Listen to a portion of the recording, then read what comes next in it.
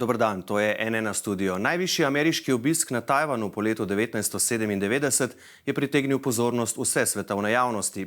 Zakaj je predsednica ameriškega predstavniškega doma Nancy Pelosi sploh obiskala otok in s tem razjezila Kitajsko? Zakaj ravno zdaj? Gre res za predvolilno potezo? Kaj je sporočilo obiska? Kako daleč bo šla Kitajska? In zakaj je svoj lonček zraven takoj pristavila tudi Rusija? O tem s profesorjem dr. Zlatkom Šabičem z katedre za mednarodne odnose na Ljubljanski fakulteti za družbene vede. Dober dan, lepo pozdravljeni. Dober dan, hvala za povabilo. Nazadnje, ko sva govorila, je bilo februarja, ko je Rusija napadla Ukrajino. Že takrat ste, ko ste dogajanje umeščali v kontekst, opozarjali na Tajvan kot potencialno naslednjo vročo točko. Zakaj? In ali ste pričakovali, da bo šlo v to smer, ki jo zdaj spremljamo? Tajvan je vroča točka v bistvu že dolgo časa. Bil je že pred Ukrajino in bo še lep čas po Ukrajini. Zato so pravzaprav zelo na kratko povedano trije razlogi: zgodovinski, ideološki in geopolitični. Kot veste, leta 1949 je tedanja oblast izgubila državljansko vojno proti kitajski komunistični partiji, pobegnila na Tajvan in tam vzpostavila svojo lastno oblast. Dolgo časa tudi neformalno oziroma formalno predstavljala Kitajsko in potem seveda se tudi to spremenilo. Drugi, kot sem rekel, ideološki, Tajvan se je s časoma, torej po koncu hladne vojne, razvil v demokracijo in je v tem kontekstu postal popoln antipod komunistični Kitajski in na tem zelo veliko gradi tudi svojo, bom rekel, medijsko in siceršno podobo. In tretji seveda geopolitični. Tajvan kot otok je na izjemno občutljivem, strateško pomembnem območju, nad katerim želi nadzor imeti ZDA in tudi Kitajska. Na novinarski konferenci s predsednico Tajvana je Nancy Pelosi dejala, citiram: ZDA sicer spoštujejo politiko ene Kitajske, a solidarnost s Tajvanom je pomembnejša kot kadarkoli. ZDA podpirajo status quo in ne želijo, da se Tajvanu karkoli zgodi na silo. Konec citata. Kaj vi razberete iz tega njenega sporočila? To je politika ameriškega kongresa, ki je torej povezana s tem tako zvanim aktom o odnosih s Tajvanom in ki v resnici govori eno stvar, to pa je, da v bistvu pričakujejo, torej ZDA oziroma ameriški kongres, še posebej tukaj ameriški kongres, to moram povedati, igra izjemno pomembno vlogo, da bo pač Tajvan imel torej politični sistem oziroma takega, kot si ga je pač zamislil. In v tem primeru je to seveda zdaj demokracija in ameriški kongres je tisti, ki seveda to zelo podpira. Tukaj moram res eno stvar izpostaviti. Berem precej kritičnih odzivov tudi ameriških vodilnih medijev, češ da se v bistvu Nancy Pelosi, torej da ne sledi ameriški zunanji politiki, da torej je ta obisk bil neprimeren in tako naprej. Eno stvar se moramo zavedati. Ameriški kongres je svoj igralec, ameriški parlamentarci so svoji igralci. In v resnici se dostikrat zgodi, da ameriški kongres deluje popolnoma drugače, kot bi si to želela ameriška zunanja politika oziroma ameriška vlada. In te trenja so še posebej vidna, ko gre za Tajvan. Torej, zgodovina teh trenj je dolga. Tako da v tem kontekstu to, kar se zdaj dogaja v resnici, če gledamo z tega vidika, ni nobeno presenečenje. Seveda to je trn v peti. Zakaj? Zaradi tega, ker Kitajska na drugi strani ne razlikuje. Za njo je politik prvega ranga ali politik prvega ranga. Oni ne razumejo, demokracije. Za njo je Pelosi pomembna tako, kot je Biden pomemben, ker pač ima je torej predstavnik neke politične moči. Ampak hočem povedati, da tukaj gre za precej povezave med ameriškim kongresom, torej parlamentarnim telesom, in torej njegovim odnosom do Tajvana, mnogo bolj, kot pa gre za neko uradno politiko, zunanjo politiko ZDA, ki je taka, kot ste omenili, torej politika ene Kitajske. Zdaj spletna stran Flightradar 24, pri kateri je mogoče spremljati letalski promet po vsem svetu, je sporočila, da je bilo letalo, s katerim je letela Pelosi, najbolj spremljano letalo v zgodovini. Njihove spletne strani pred pristankom v Tajpeju je njegov polet spremljalo kar 708 tisoč uporabnikov.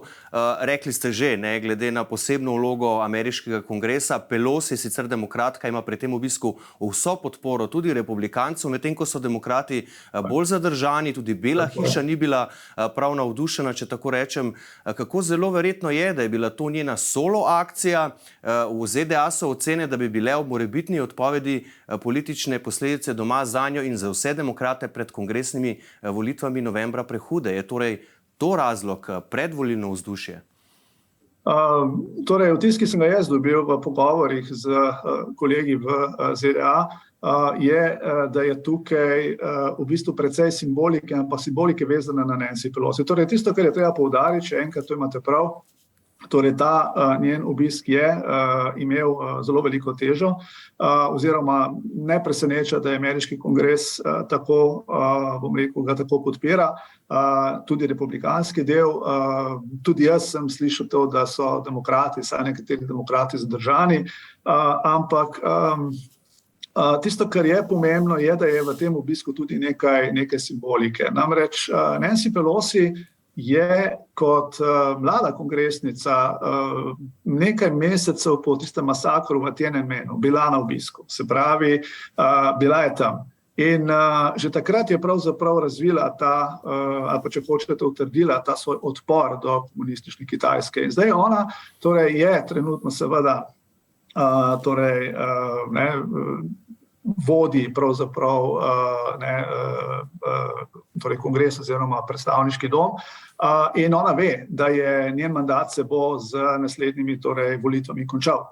Torej naslednje leto Pelosijeva ne bo več na čelu torej tega predstavniškega doma, in za njo pravzaprav to ne igra nobene razlike. Tudi ve se, da bodo demokrati izgubili torej večino, in iskreno povedano ameriška javnost briga Tajvan, če smo čisto pošteni. Tako da tukaj ne vidim neke posebne kalkulacije, da bi Amerika oziroma da bi Pelosijeva dobila nekaj, ali pa demokratska stranka dobila, ali celo izgubila neke dodatne glasove v javnosti. Torej, to še enkrat, Amerika je demokracija, kakorkoli obrnemo.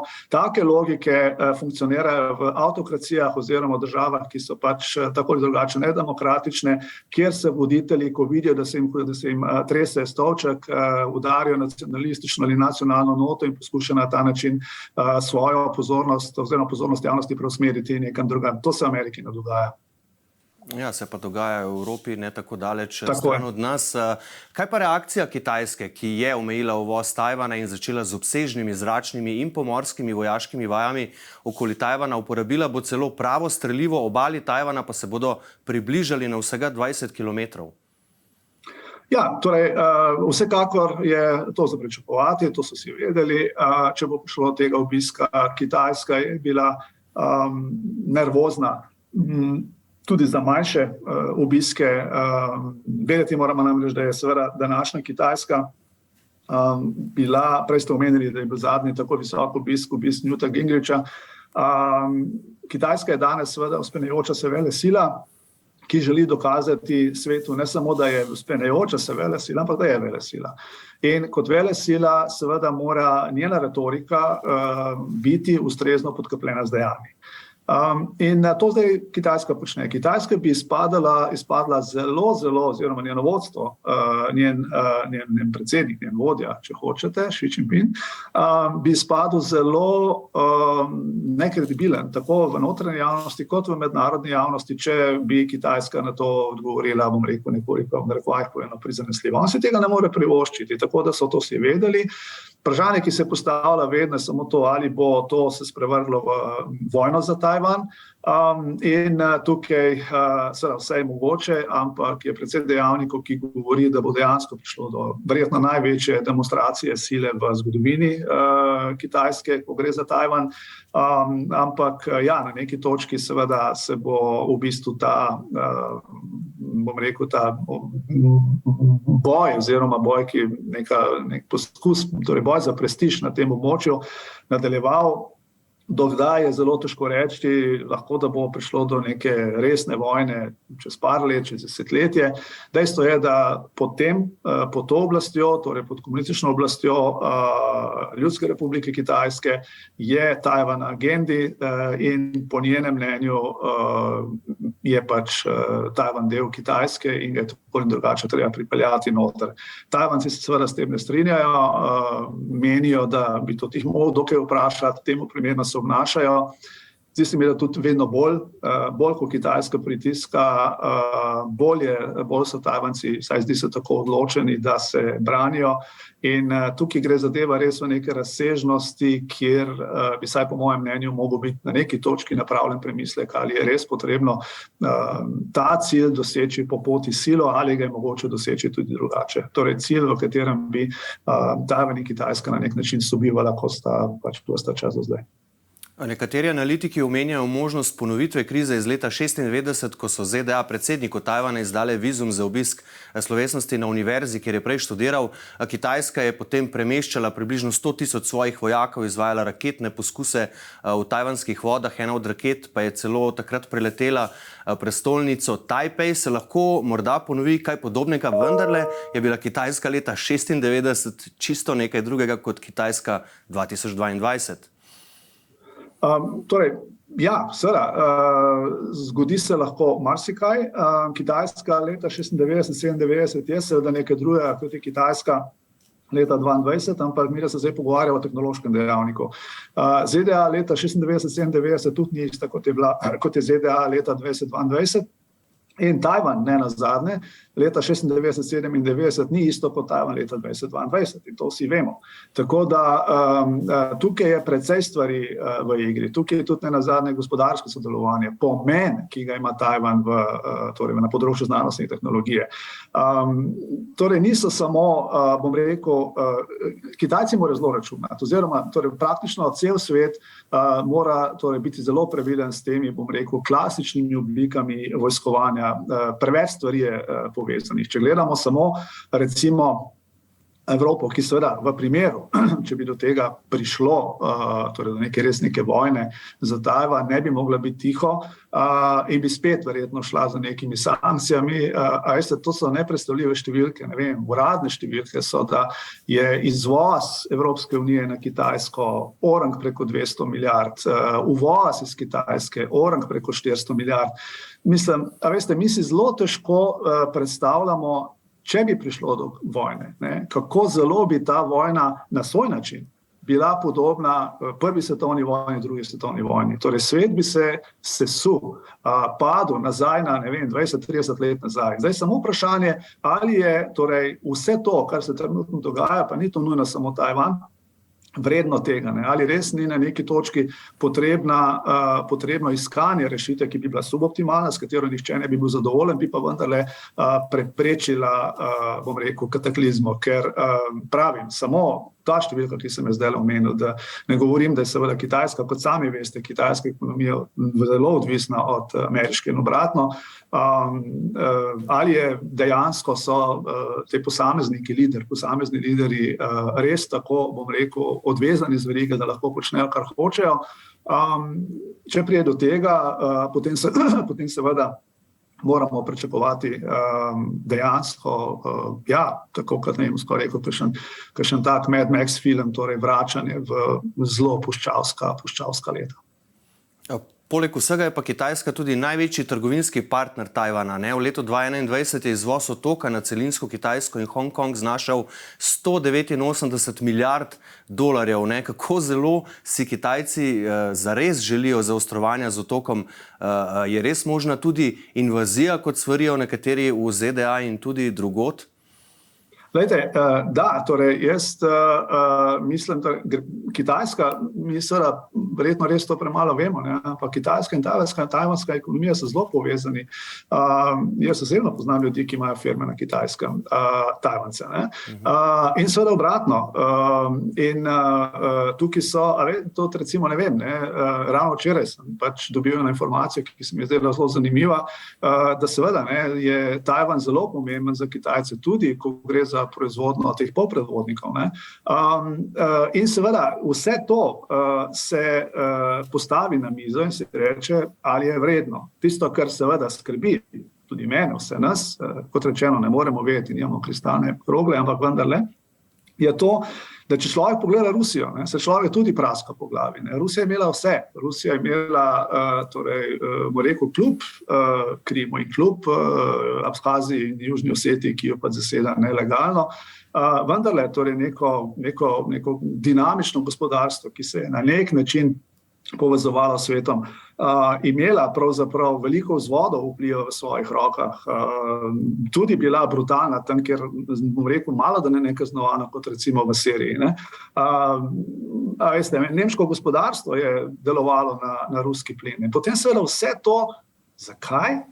Zaradi Ukrajine, pri čemer pogajalsko gledano, torej ideja, po kateri bi Rusija dosegla svoje interese, recimo konkretno ne članstvo Ukrajine v zvezi NATO, so bile še vedno zelo odprte. Zakaj torej iti v ta konflikt, ko to človek vidi? Seveda potem ni več, bom rekel, optimističen, ko gre za Kitajsko, še posebej, ko imamo v mislih, kako te politični sistemi funkcionirajo. Torej, Putin v bistvu misli svojo glavo in deluje očitno svojo glavo. Xi Jinping, težko rečem, ampak vendarle, on je tisti, ki pač na nek način mora dati ukaze. Jaz ne vem, koliko v bistvu imajo vpliva na njega, ne vem, generali, drugi politiki, ampak dejstvo je, da če seveda politični sistem dovoljuje tem ljudem, da imajo odvezane roke, da so sneti z verige, če hočete, je to seveda posledica za cel svet. Tako da recimo, če bi se cel svet, morda tudi Kitajci sami naučili kaj od Ukrajine, bi videli, da v resnici je Rusija zelo zabredla. In če je torej Rusija zelo zabredla, tam, ker so vsi mislili, da bo to lahka naloga za Rusijo osvojiti Ukrajino, kaj če se zgodi, da Kitajska zabrede v Tajvanu? Kaj bo potem? Kaj bo s Kitajsko samo? Bo implodirala znotraj sebe? Kaj bo z centralnim vodstvom, kaj bo v bistvu za mednarodno skupnostjo. Jaz upam, da tudi na Kitajskem je dovolj razumnih ljudi, ki pozorno spremljajo Ukrajino in pozorno spremljajo ukrajinsko izkušnjo in bodo v tem kontekstu tudi vodili svoje nadaljnje politike. Ja, da bo to za njih ena pomembna lekcija, ko ste ravno omenili Rusijo. Kje je tu njihova računica pri tej zgodbi med ZDA in Kitajsko? Zunanji minister Sergej Lavrov je dejanje Nancy Pelosi označil za načrten poskus Washingtona razjeziti Kitajsko. Zakaj menijo, da jim koristi, če javno takoj obsodijo tak obisk? Zdaj, tebi je to postavil na dve ravni. Torej, zagotovo je ena raven ta, da glede na to, da se Kitajska ni izrekla proti, ni eksplicitno nasprotovala ruski agresiji na Ukrajino, seveda nekje mora seveda tukaj, in tudi sicer, sta partnerja se relativno, bom rekel, kar podobno, konsistentno glasujete en za drugega v mednarodnih inštitucijah. To ni nepričakovano, to, kar je pač zunanji minister rekel. Po drugi strani je pa treba vedeti, torej Rusija ni velesila, Rusija je sila drugega ranga, ruski domet je regija, in temu primerno se tudi obnaša. In Rusija nikoli ne bo, ali pa če hočete v doglednem času, Rusija ne bo in ne more biti sogovornik za mizo, ko se odloča o dinamiki prihodnosti mednarodne skupnosti. Je sogovornik, ni pa tisti, bom rekel zdaj, torej tisti dvojec, ki o teh stvarih odloča. To so ZDA in Kitajska. Tako da tukaj se mi zdi, da Rusija seveda lahko pač prispeva svoj delež, lahko seveda tudi pomaga, kot recimo zdaj nazadnje Kitajska pomaga. Seveda, bom rekel zdaj tako, oboji imajo nekaj od tega, z izvozom torej fosilnih virov na Kitajsko. Strani Rusije, tukaj je, seveda so neke, bom rekel, neke povezave, ampak širša slika je taka, da Rusija lahko komentira, tako kot lahko komentira katerakoli druga država, kot konec koncev lahko komentira Evropska unija, kjer, kot vidite, spet nimamo skupne zunanje politike, skupnega zunanjega pristopa k temu problemu, kar je notoričen problem Evropske unije in kar bo Evropsko unijo teplo tudi v prihodnosti. Jaz ne vem, kdaj si bodo ti politiki prišli na čisto, da je Evropska unija kot zunanje politični akter postaja čedalje bolj minorna. ravno zaradi te nesposobnosti delovati kot eden, je to zdaj pač ena skupina držav, ki so komentatorji. Velika Britanija je komentator, Francija je komentator, ampak kot rečeno, zgodba se odvija na povezavi Washington-Peking. Kaj pa vam pove ta odziv ameriških zaveznic? Ne omenili ste enotno zunanjo politiko Evropske unije, ki je pravzaprav ni, ampak tu pri tem obisku tudi nismo slišali prav veliko nekih izrazitih komentarjev. Tu svet, te evropske države in tudi druge malo zadržujejo dih, da vidijo, kaj se bo zgodilo, ali je kakšen drug razlog? Jaz mislim, da je v osnovi to simptom tega, da se v Evropski uniji preprosto določene politike pač nimajo vizije, tako bomo rekel, vizije sveta. Evropska unija, po mojem globokem prepričanju, se zaveda samo ene stvari, in na tej točki ne opravlja svoje naloge. Zaveda se tega, da je čedalje bolj marginaliziran akter v mednarodni skupnosti. Kar ne počne, je vizijo znotraj tega. Se pravi, ali je v tem kontekstu, čeprav nismo več center sveta, v bistvu še vedno prostor za Evropsko unijo kot nekega, bom rekel, kredibilnega akterja. In pot tja je med drugim skozi skupno trikrat podčrtano zunanjo in varnostno politiko. Skratka, šele takrat, ko bo Evropska unija govorila kot eden, bo seveda lahko Evropska unija kaj naredila. Ampak kot vidite, že pri Ukrajini, ne nazadnje zdaj tudi torej pravite zadržani, posamezne države, Litva je bila tista, ki se je eksplicitno izrekla v podporo Pelosijevi, ostale so bili nekoliko bolj zadržani. In tukaj se mi zdi, da bi pravzaprav Evropska unija mogla dati svoje stališče. Zdaj, kaj bi bilo to stališče? Jaz mislim, da je to relativno, bom rekel, jasno, in sicer Evropski parlament je glede tega deciden, torej Evropski parlament pač smatra, da je Tajvan demokracija in demokracijo treba podpirati. Evropska unija je utemeljena na človekovih pravicah in svoboščinah, na demokraciji kot družbeni ureditvi, in najmanj, kar bi seveda lahko Evropska unija naredila, je, da se izreče za zagotavljanje teh temeljnih pravic, norm in vrednot, in se seveda izreče tudi proti vojni in na nek način tako iskati neko možnost v bistvu iskanja, bom rekel, nekega kompromisa. Z druge besede povedano, Evropske unije ne rabi in tudi nima nobenega interesa, se tega cel svet nima, podvomiti v torej načelo oziroma politiko ene Kitajske, ampak še vedno je pa prav, da zastopaš tisto, kar imaš zapisano v svojih ustavah. In to je demokracija, in to so človekove pravice, in to je vladavina prava.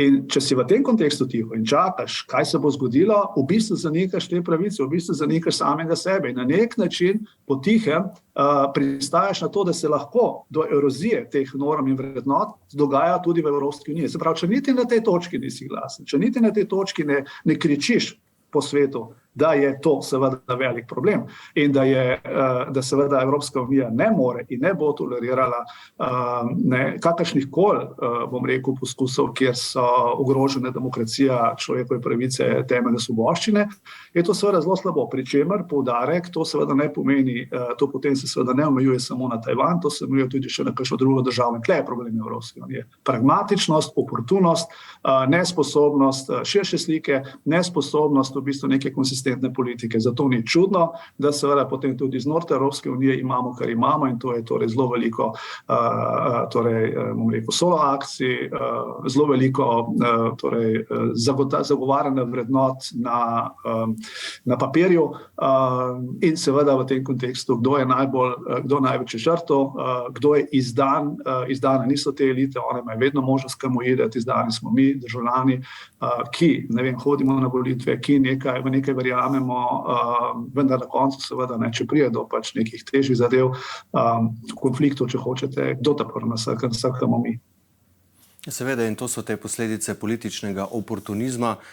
Profesor dr. Zlatko Šabič, najlepša hvala za vaš čas, za vaše odgovore in da ste nam pojasnili v bistvu, kaj to vse skupaj, kar se dogaja trenutno, pomeni. Hvala lepa. Hvala tudi vam.